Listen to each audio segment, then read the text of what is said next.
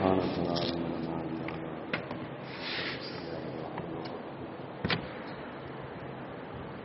إلا ما علمتنا.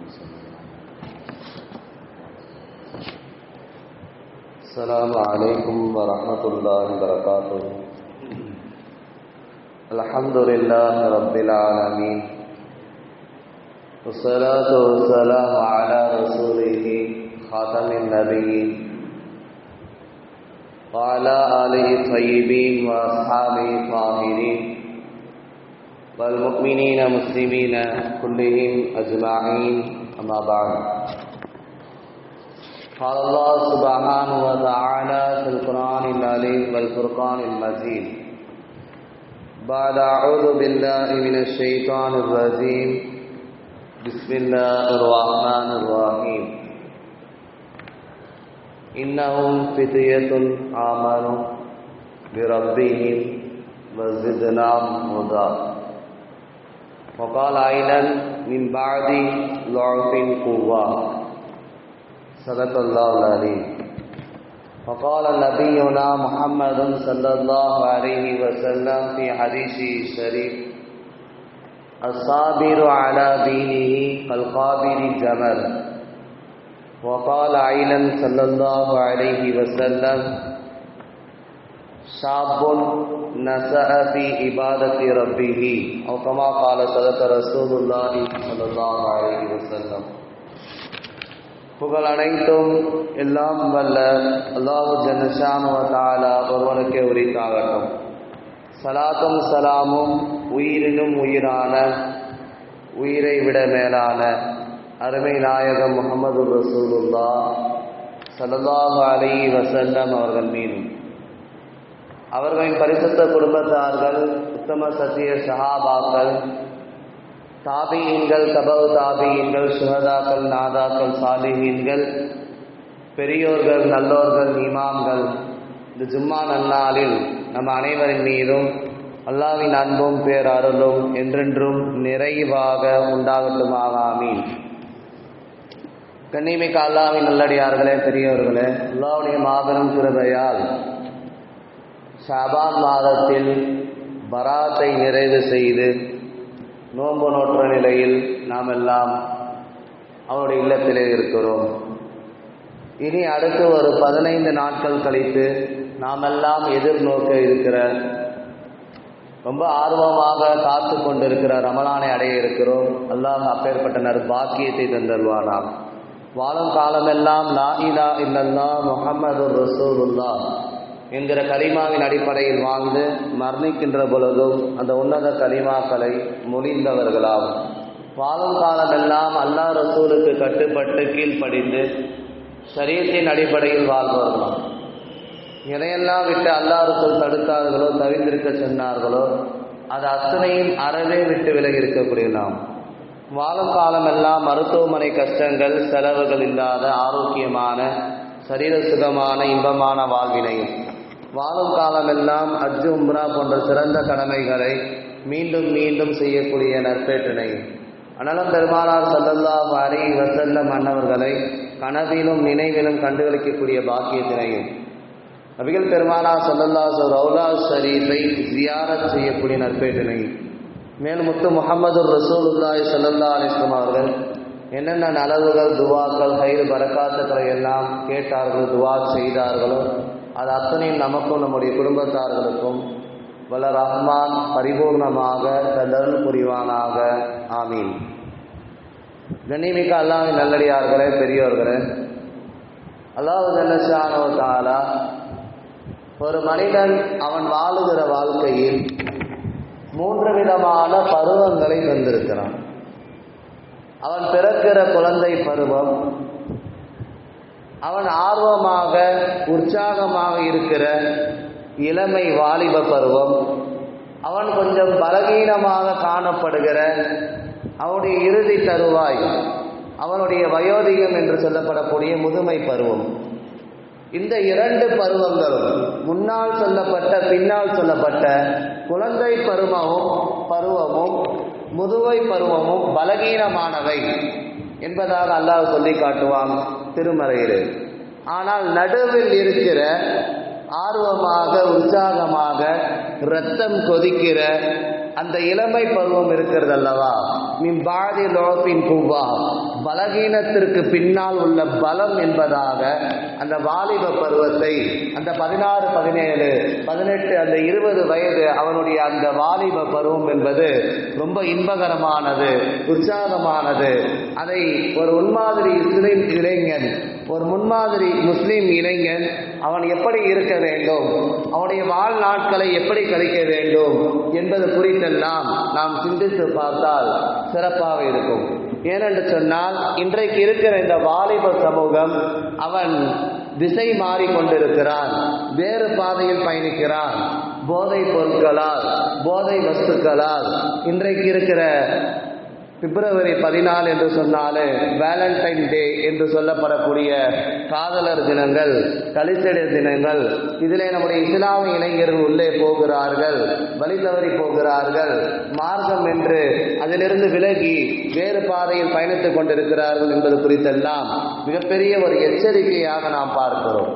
காரணம், பிப்ரவரி 9 22 வரைக்கும் ஒவ்வொரு டேவாக அவன் நியமித்து வச்சிருக்கிறான். யாரு? வேற்றுமத கலாச்சாரம், அந்நிய நாட்டிலிருந்து வந்த அந்த கலாச்சாரம், இஸ்லாமிய பாரம்பரியம், இஸ்லாமிய பண்பாட்டு கலாச்சாரம், ஈமானிய உணர்வு, இபாதத்து, இதெல்லாம் மிகப்பெரிய ஒரு பாக்கியமானது, உயர்ந்த தன்மை கொண்டது, அல்லாஹ்வுடைய நெருக்கத்தை பெற்றுத்தரக்கூடியது. அதை விட்டு இவன் கலிசடையை, சாக்கடையை எடுத்து அப்பிக்கொள்வது என்பது அது சிறந்ததல்ல. நாம் அவர்களுக்கு வழிகாட்ட வேண்டும் என்பதை தான் இஸ்லாம் நமக்கு சொல்லித் தருகிறது, அல்லாஹ் ரசூல் சொல்லி காட்டுகிறார்கள். பிப்ரவரி 9 22 வரைக்கும் ஒவ்வொரு டேவாக வச்சிருக்கிறான். இன்னைக்கு ஊடகத்துறை இதெல்லாம் எடுத்து ரொம்ப அதை புண்ணியப்படுத்தி பேசுகிறார்கள். கிஸ் டே, டே, என்னென்னமோ சொல்றாங்க, சாக்லேட் டே. ஒரு அந்நிய ஆணும் ஒரு அந்நிய பெண்ணும் இங்கு பார்ப்பதே தடை. இஸ்லாத்தில், மார்க்கத்தில் பார்ப்பது, பேசுவது, தொடுவது எல்லாம் ஹராம். அவன் பார்க்கிற எதர்ச்சியான ஒரு பார்வை அது ஜாய். யதார்த்தமா ரோட்ல போறோம், எய்தாப்ல ஒரு அந்நிய பெண் ஒரு யதார்த்தமா பார்க்கிற பார்வை அது கூடும். மறுபடி பார்ப்பது இங்க ஹராம் என்பதாக அண்ணலம் பெருமானார் ஸல்லல்லாஹு அலைஹி வஸல்லம் சொல்லி காட்டுகிறார்கள். அதற்கு பின்னாலும் அவன் பார்த்தால் அவன் கண் செய்யக்கூடிய ஜினா, அவன் தொட்டால் அவன் கை செய்யக்கூடிய ஜினா, அவன் நடந்தால் அவன் கால் செய்யக்கூடிய விபச்சாரம் என்பதாக இங்கே பார்த்தால் அண்ணலம் பெருமானார் ஸல்லல்லாஹு அலைஹி வஸல்லம் அவங்க சொல்லி காட்டுகிறார்கள். சொன்னால் இவன் பிப்ரவரி 9 22 வரைக்கும் இவன் பழகுகிற, பேசுகிற, இவன் இங்கே பீச்சில், அங்க பார்க்கில், அங்க இருட்டறையில ஓரமா, இதெல்லாம் எந்த விதத்தில் கூடும் என்பது தெரியவில்லை. இஸ்லாத்திற்கும் இதற்கும் அறவே சம்பந்தம் கிடையாது. நம்முடைய வாலிபர்கள் இன்றைக்கு காலேஜ் படிக்கிறார்கள், ஸ்கூல் படிக்கிறார்கள், அங்கிருந்தே இந்த லவ் என்று சொல்லப்படக்கூடிய, காதல் என்று சொல்லப்படக்கூடிய அந்த முளைச்சு 3 இலை உடல்னு சொல்லி அந்த இளமை பருவத்தை தோன்றுகிற அந்த ஒரு விதமான விஷயங்கள் எல்லாம் இன்று பரவலாக இருப்பதையும், இன்றைக்கு அது ஊடகத்துறை தூக்கி பேசி புண்ணியம் என்று பேசுவதையும் மார்க்கத்திலே அறவே நாம் இல்லை என்று சொல்லுகிறோம், அதற்கு சம்பந்தம் இல்லை என்று சொல்லுகிறோம். எனவே நம்முடைய வாலிப சமுதாயத்தை நேரான பாதையில் கொண்டு போய் சேர்க்கும். காதல் என்பது, மஹப்பத், அன்பு, பாசம் என்பது திருமணத்திற்கு பின்னால் என்று இங்கு மார்க்கம் வகுத்து தருகிறது. திருமணத்துக்கு பின்னால் ஒரு சமூகத்திற்கு மத்தியில், ஒரு ஜமாத்துக்கு மத்தியில் இருவரும் அன்போடும் பாசத்தோடும் பேசினால், பழகினால் அது அவனுக்கு ஹலால், அது ஆகமாக்கப்பட்டது, ஊரறிய கூட்டி ஏலான் செய்யப்பட்டு நிக்காஹ் செய்யப்பட்டு அவன் அவனுடைய மனைவியிலே பைக்கில் கூட்டு போகிற பொழுது அது அவனுக்கு சிறந்தது. யாரும் எந்த பார்வையில் பார்க்க மாட்டார்கள், தப்பாக பேச மாட்டார்கள். இதுவே அவன் வேறொரு பேசிக் கொண்டிருந்து பைக்கில் சென்று அங்கு எங்காவது பழகி கொண்டிருந்தா யாராவது பார்த்தான்னு சொன்னால் அதற்கு பேர் வேறு, அதற்கு பேரே வேறு.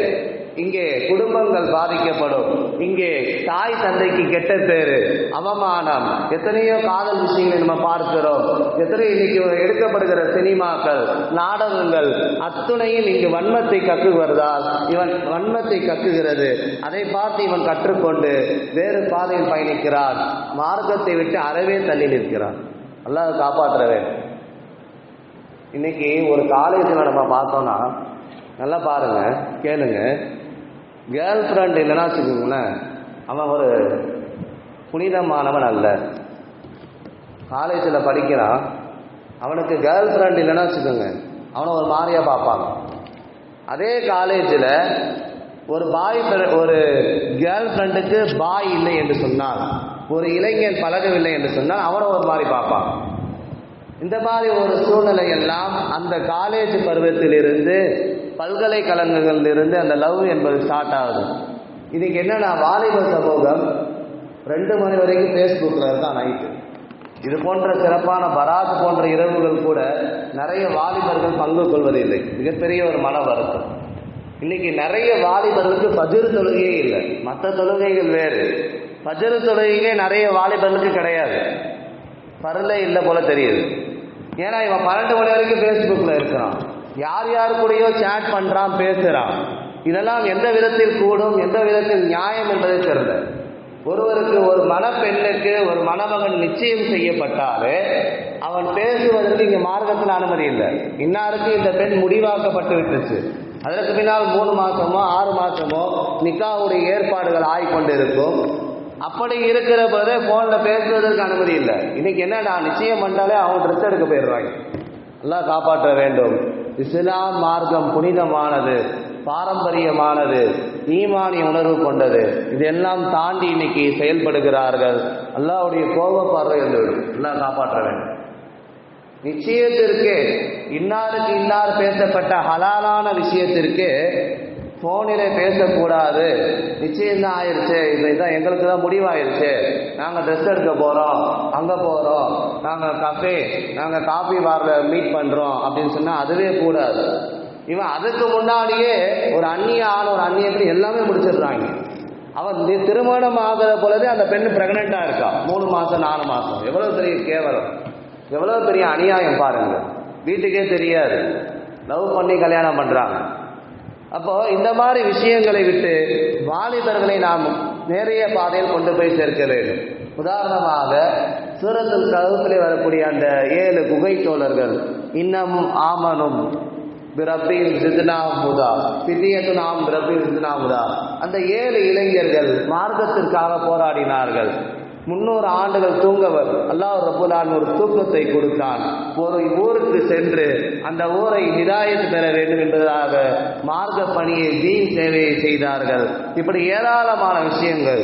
இங்கே இளைஞர்களை வைத்துதான் பின் வரக்கூடிய சமுதாயமே இருக்கிறது என்பதான் நாம் பார்க்கிற பொழுது இன்னைக்கு அந்த சமுதாயமே கலிசடையில் போய் விழுவது எந்த விதத்தில் நியாயம் என்பதுதான் தெரியவில்லை. அதனால பெருமானார் ஸல்லல்லாஹு அலைஹி வஸல்லம் மினால இருக்காங்க, ஹஜ்ஜில் மினால இருக்காங்க. அப்போ ஃபலல் இப்னு அப்பாஸ் ரலியல்லாஹுடைய மகனாரும் கூட இருக்காங்க. ஒரு பெண்மணி மசாலா கேட்க வராங்க. மினால இருக்கும்போது ஹஜ்ஜில் உடைய தாய் தந்தை வஃபாத் ஆயிட்டாங்க. அவங்களுக்கு ஹஜ்ஜில் அந்த பெண் வந்து இளமையான பெண், பார்க்க அழகா இருப்பாங்க. தாய் தந்தை வஃபாத் ஆயிட்டாங்க, அவங்களுக்கு ஹஜ்ஜு செய்யலாமா, இந்த மாதிரி ஏதாவது மசாலா கேட்க வருது. ஸல்லல்லாஹு அலைஹி சொல்லிக்கிட்டு இருக்காங்க. அந்த பெண்ணை பார்த்து பக்கத்தில் ஃபலல் இப்னு அப்பாஸ் வாலிபர் அப்படியே வச்ச கண்ணை வாங்காமல் பார்க்குறாரு. வச்ச கண்ணை வாங்காம பார்க்கிறாரு. ஒரு இளமையான பெண். ஸல்லல்லாஹு பேசிக்கிட்டே இருக்கும்போது அப்படியே நிப்பாட்டி ஃபலல் அப்பாஸுடைய மகத்தை அப்படியே யூட்டர்ன் பண்ணுறாங்க, டேக் டைவர்ஷன், திருப்புறாங்க. ஏன்பா இது கூடாதப்பா, ஒரு அந்நிய பெண்ணை நீ பார்க்கக்கூடாதப்பா, பார்க்குறியப்பா, நீங்கள் 2 பேரும் இப்படியே பார்த்துக்கிட்டே இருக்கனால எனக்கு பயம் வருது, எங்காவது தவறு நிகழ்ந்துருமோ. ஸல்லல்லாஹு சொல்கிறாங்க. உடனே முகத்தை திருப்பப்பட்டுச்சு. அந்த பெண்மணிக்கு மசாலா சொல்லி அனுப்பிவிட்டாங்க. இந்த மாதிரி ஒரு சிறிய வயதிலேயே அந்த 18-20 வயதிலே சஹாபாக்களை நேரான பாதையில் ஸல்லல்லாஹு அலைஹி வஸல்லம் வழிகாட்டுகிறார்கள். இது தவறு, இது தப்பு, நீ இதை செய்யக்கூடாது என்பதாக. முஸ்அப் இப்னு உமைர் ரலியல்லாஹு அன்ஹு மிகப்பெரிய ஒரு செல்வந்தர், மிகப்பெரிய மார்க்கத்திற்காக தியாகம் செய்தவர், அத்தனை மார்க்கத்திற்காக கொடுத்தவர்கள். அவருடைய தம்பி ஒரு போர்க்களத்தில் பிடிபட்டார். அவங்க தாயார் நினைச்சாங்கன்னா அந்த அவருடைய மகனாரை முஸ்அப் இப்னு உமைர் அவங்க தம்பியை 4000 திர்ஹம் கொடுத்து உடனே ரிலீஸ் பண்ண முடியும். அப்போ அந்த இடத்துல ஒரு வாலிபர் வந்து அவங்க முஸ்அப் இப்னு உமைர் அவங்க தம்பியை வந்து கட்டுறாங்க. சிறை கைதி எப்பவுமே கட்டி வைப்பாங்க அந்த காலத்தில். கட்டி வைக்கும் பொழுது முஸ்அப் இப்னு உமைர் சொல்கிறாங்க, நல்லா டைட்டாக கட்டுது.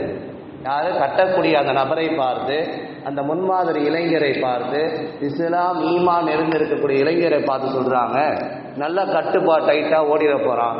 ஏன்னா அவங்க அம்மா நிறைய காசு திரகம் வச்சுருக்கிறாங்க, உடனே கொடுத்து ரிலீஸ் பண்ணிடுவாங்க. ஸோ ரிலீஸ் பண்ணுறது தாயார், கட்டியிருக்கிறது சொந்த தம்பி. இருந்தாலும் சொல்லுகிறார்கள், இந்த இளைஞர் ஈமானிய உணர்வு கொண்டவர், தக்குவா உடையவர், நீங்க செய்கிற பாவங்கள் எல்லாம் அல்லாஹ் பொறுத்து கொள்ள மாட்டான். எனவே தான் நீ சொந்த தம்பியாக இருந்தாலும் நான் இறுக்கமாக கட்ட சொன்னேன், நீ மறுபடியும் வேறு பாதைக்கு சென்று விடக்கூடாது என்பதற்காக வேண்டி என்பதாக அழகாக விளக்குவார்கள் முஸ்அப் இப்னு உமைர் ரலியல்லாஹு அன்ஹு அவர்கள். இப்படி ஏராளமான செய்திகள். அங்குள்ள குகை தோழர்கள் அவ்வளவு தியாகம் செய்தார்கள். அல்லாஹ் ஒரு சிறு தூக்கத்தை கொடுத்து எழுப்பிவிட்டான். அங்குள்ள விஷயங்கள் எல்லாம் சூரத்துல் கஹ்ஃபிலே அல்லாஹ் பேசுவான். இங்கே முஸ்அப் இப்னு உமைர் ரலியல்லாஹு போன்றவர்கள் இந்த இளைஞரை பார்த்து நீங்கள் மாற வேண்டும், இப்படி இருக்க வேண்டும், சொந்த தம்பியாக இருந்தாலும் நீ செய்தது தவறை என்று சுட்டி காட்டினார்கள். அதே போன்று ரோமானிய பேரரசு ஒரு போர்க்களம் நடந்தது. இந்த பக்கம் 4000 பேர் இருந்தாங்க, அந்த பக்கம் ஒரு 1000க்கும் சொச்சமான கம்மியான பேர் தான் இருந்தாங்க. இந்த பக்கம் காபீர்கள், அந்த பக்கம் இஸ்லாமியர்கள். என்னன்னு கேட்கிற பொழுது இவங்களுடைய படையும் இவங்கள்ட்ட இருக்கிற பொருட்களும் எல்லாமே பலமானது. அப்படி இருந்தும் அந்த பக்கம் இருக்கக்கூடிய இஸ்லாமியர்கள் ஜெயிச்சாங்க. படை தளபதி ரொம்ப கோபமாக கேட்டார், நீங்க தான் அதிக பேர் இருக்கீங்க, நீங்க தான் நிறைய பலம் வாய்ந்த பொருட்கள் எல்லாம் சக்தி எல்லாமே உங்கள்கிட்ட இருக்கு, கம்மியானவங்கள்ட்ட போய் தோத்துட்டு வந்திருக்கீங்களே, எவ்வளவு பெரிய அவமானம், என்ன காரணம் கேட்கிற பொழுது அந்த ரோமானிய அந்த பேரரசு அந்த சபையிலே ஒரு பெரியவர் இருந்தார்.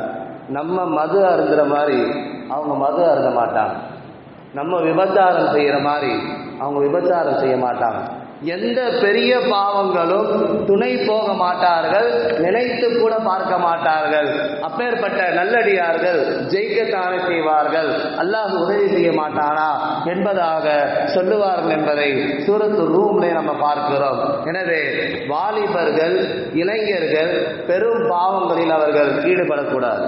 மது, விபச்சாரம், திருட்டு, கொலை என்னென்னலாம் இருக்கோ, தாய் தந்தைக்கு நோவினை செய்வது. இன்னைக்கு தாய் தந்தையை மதிக்க மாட்டான், இன்னைக்கு பெரியவங்களுக்கு மரியாதை கொடுக்க மாட்டான், அங்கே பெருசு வருதுன்றான்.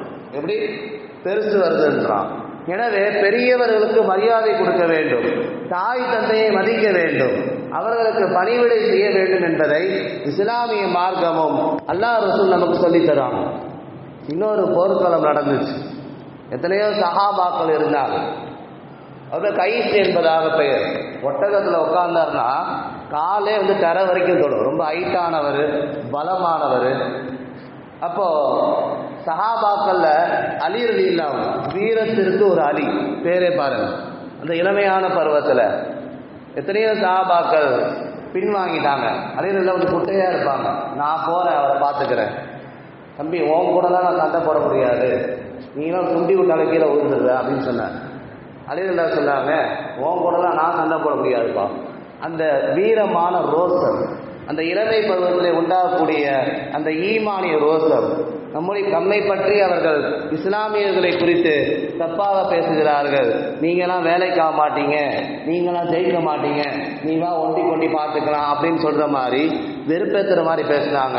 இப்போ அலி ரலியல்லாஹு அவங்க அதற்கு பதில் கொடுக்கும் வண்ணமாக, ஓண்டெல்லாம் நான் சண்டை போட முடியாதுப்பா, நீங்களா சின்ன பையன், ஓண்டெல்லாம் வரணும் அப்படின்னு சொல்லி கோவம் வந்துடுச்சு. அப்ப 2 பேருக்கும் போர்க்களம் சண்டை நடக்குகிறது.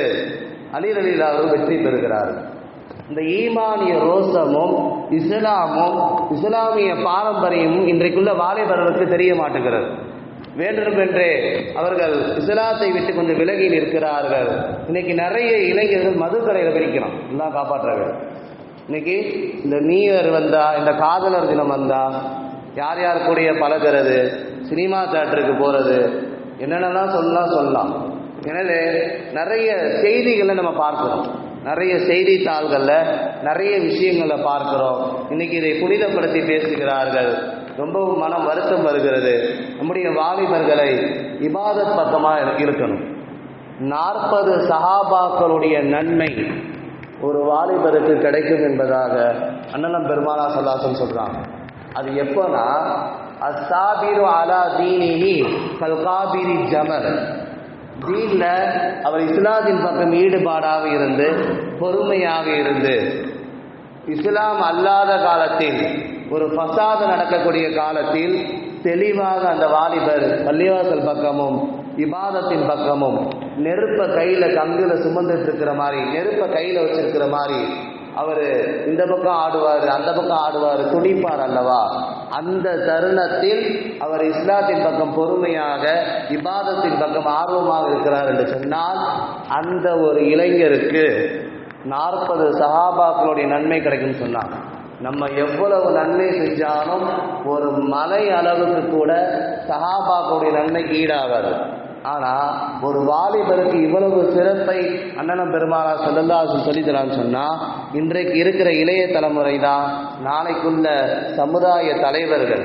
எனவே இவர்களே இன்று வழி தவறி போகிற பொழுதுதான் நமக்கு மனம் வருத்தம் வருகிறது. எனவே இஸ்லாத்தை அவர்களுக்கு புகட்ட வேண்டும், ஈமானை புகட்ட வேண்டும், குர்ஆனை கற்றுக் கொடுக்க வேண்டும். இன்னைக்கு மார்க்க சட்டங்களும் ரொம்ப பின்வாங்கி இருக்கிறாங்க. இன்னைக்கு அவன் பதில் தொகைக்கே வரதில்லையே, மது அருந்துகிறான், போதைப் பொருட்களுக்கு அடிக்ட் ஆகுகிறான், இஸ்லாமிய பேரை கெடுத்து கொண்டு வந்து நிற்கிறார்கள். ரொம்ப அவமானமா இருக்கு. போலீஸ் தான் நோட்டீஸ் கொடுக்குறாங்கன்னு சொன்னா ரொம்ப யோசிச்சு பார்க்குறோம் இல்லையா? போலீஸ் நோட்டீஸ் கொடுத்து உங்க வாலிபர்கள் தான் இப்படி இருக்காங்க, உங்க இஸ்லாமிய சமூகம் தான் இப்படி இருக்கு அப்படின்னு சொல்லலாம். ஸோ எவ்வளோ பெரிய பின்னடைவு, கேவலம் இன்னைக்குள்ள சூழ்நிலை நம்ம பார்க்கிறோம். எனவே நேரிய பாதையில் அவர்களுக்கு நாம் கொண்டு போய் சேர்க்க வேண்டும். மார்க்கத்தை, இபாதத்தை, அந்த போதைப் பொருட்களிலிருந்து அவர்களை வெளியே கொண்டு வர வேண்டும். பெரும் பாவங்களிலிருந்து அவர்களை தடுக்க வேண்டும். இல்லை என்று சொன்னால் பின்னாடி அவருடைய வாழ்க்கை ரொம்ப பாதிக்கும். அவர்கள் பெரியவர்களுக்கு மரியாதை கொடுத்து குடும்பத்தில் உள்ள தாய் தந்தையை பேணி வாழ்ந்தாலே அவர்களுக்கு நீண்ட ஆயுள் கிடைக்கும் என்பதாக அண்ணலம் பெருமானார் ஸல்லல்லாஹு அலைஹி வஸல்லம் சொல்லி காட்டுறாங்க. நிறைய செய்திகள், இளைஞர்கள் இன்றி வழி தவறி போவது, இது போன்ற காதலர் தினத்திலே ப்ரப்போஸ் பண்ணுவது, இதெல்லாம் மார்க்கத்திலே அறவே இல்லை என்று ஒரு முஃமினான, ஒரு முஸ்லீமான முன்மாதிரி இளைஞர் ஒரு அந்நிய பெண்ணை பார்ப்பது, அது அவனுடைய பார்ப்பது மறைவிடங்களை பேணி பாதுகாத்து கொள்ள வேண்டும் என்பதாக சூரத்துன் நூரிலே அல்லாஹ் சொல்லி காண்பிப்பான்.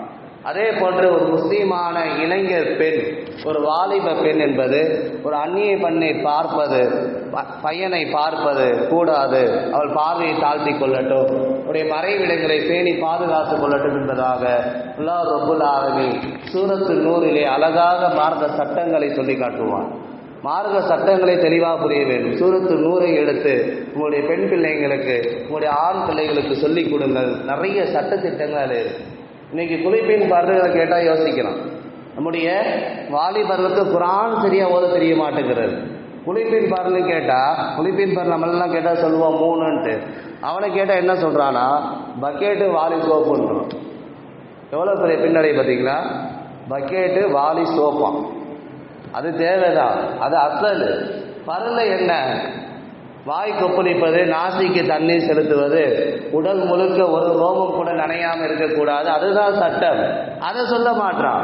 குர்ஆனை தஜ்வீதோடு ஓத தெரில, மார்க்க சட்டங்கள் தெரில.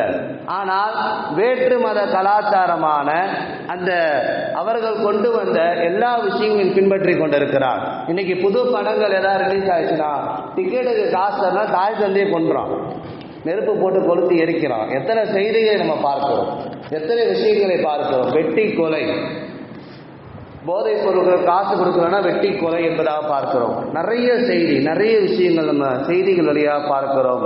ரொம்பவும் மானக்கேடாக, அவமானமாக இருக்கிறது. ஒரு வாலிபனுடைய அந்த இளமை பருவம் என்பது இபாதத் வழியாக அவன் கழிக்க வேண்டும். ஷாப்புன் நஸ ஃபி இபாதத்தி ரப்பி, அவனுடைய வாலிப பருவத்தை இபாதத் ரீதியாக அவன் கழித்தான் என்று சொன்னால் 7 பேருக்கு நிழலே கொடுக்காததனாலே அல்லாஹ் நிழல் கொடுக்கிற ஒருவரில் அவன் இருப்பான் என்பதாக அண்ணலம் பெருமானார் ஸல்லல்லாஹு அலைஹி வஸல்லம் சொன்னாங்க. இந்த வாலிப பருவம் என்பது பலமான பருவம். அது அவன் சமூகத்தில் சேவை செய்ய வேண்டும், பெரியவர்களுக்கு மரியாதை கொடுக்க வேண்டும், தாய் தந்தைகளை, உறவுகளை பேணி வாழ வேண்டும். அவன் கொள்ளுகிற அந்த நட்பு, அவன் கொள்கிற அந்த சேர்க்கை நல்ல சேர்க்கையாக, நல்ல நட்பாக அவனை இபாதத்தின் பக்கம் அழைத்து வரக்கூடியதாக இருக்க வேண்டும். இல்லை என்று சொன்னால் இன்னைக்கு வழி தவறி போவது 100% அல்லாஹ் காப்பாற்ற வேண்டும். 90%. எத்தனையோ டன் கணக்காக போதைப் பொருட்கள், மது விஷயங்கள் எல்லாம் வருகிறது. அதிலே அவர்கள் ஈடுபடுகிறார்கள் என்பது, இஸ்லாமியர்கள் ஒரு முஸ்லீமாக ஈமான் கொண்டவர்கள் ஈடுபடுகிறார்கள் என்பதுதான் மிகப்பெரிய மனவேதனையாக இருக்கிறது. நிறைய செய்தி இன்னைக்கு லிவிங் டுகெதர் சொல்றான், கெட் டுகெதர் சொல்றான், கல்யாணத்துக்கு முன்னாடி எல்லாமே முடிச்சுக்கிறான், எல்லாம் காப்பாற்றுறான். அத்தனையும் ஹராம், அத்தனையும் பச்சை ஹராம். அதற்கு பின்னால் வேறொரு பெண்ணோடு திருமணம் முடிக்கிறான். இது எந்த விதத்தில் நியாயம் என்பதும் தெரியவில்லை. மார்க்கம் சொல்லுகிறது, திருமணம் என்கிற உயர்ந்த கோட்பாடான சுன்னத்தான அந்த உறவு தான் சிறந்த உறவு. அதிலே தான் நீங்கள் லவ் போன்ற விஷயங்கள், அன்பை பரிமாறிக்கொள்ள விஷயங்கள் ஹலாலாக்கப்படுகிறது. இன்னும் பெருமானா ஸல்லல்லாஹு அலைஹி வஸல்லம் அவர்களும் கதீஜாமாவும் அப்படித்தான் வாழ்ந்தார்கள். ஆயிஷா ரலியல்லாஹு அண்ணலும் பெருமானா ஸல்லல்லாஹு அலைஹி வஸல்லம் அப்படித்தான் அன்பை பரிமாறிக்கொண்டு வாழ்ந்தார்கள். எல்லாம் திருமணத்திற்கு பின்னால் தான். திருமணத்துக்கு முன்னால் எதுவுமே இங்கே ஆகுமானதல்ல, அத்தனையும் ஹராம். யுஹில்லுல்லஹுமு தய்யிபாத்து, அல்லாஹ் ஹலாலாக்கி வைத்த அத்தனையும் உங்களுக்கு அழகானது, ஹலாலானது. அல்லாஹ் ஹராமாக்கி வைத்த அத்தனையும் ஹராமானது, மார்க்கத்திலே தடை செய்யப்பட்டது, அசிங்கமானது என்பதை நீங்கள் விளங்கிக் கொள்ள வேண்டும். எனவே இந்த வாலிப பருவம் ஒரு உயர்ந்த பருவம். அது தீனோடு, இபாதத்தோடு, பெரியவர்களோடு, உறவோடு, ஈமானிய ரோசத்தோடு கழிய வேண்டும் என்பதை தான் அல்லாஹ் ரசூலும் மார்க்கமும் சஹாபாக்களும் சொல்லித் தருகிறார்கள்.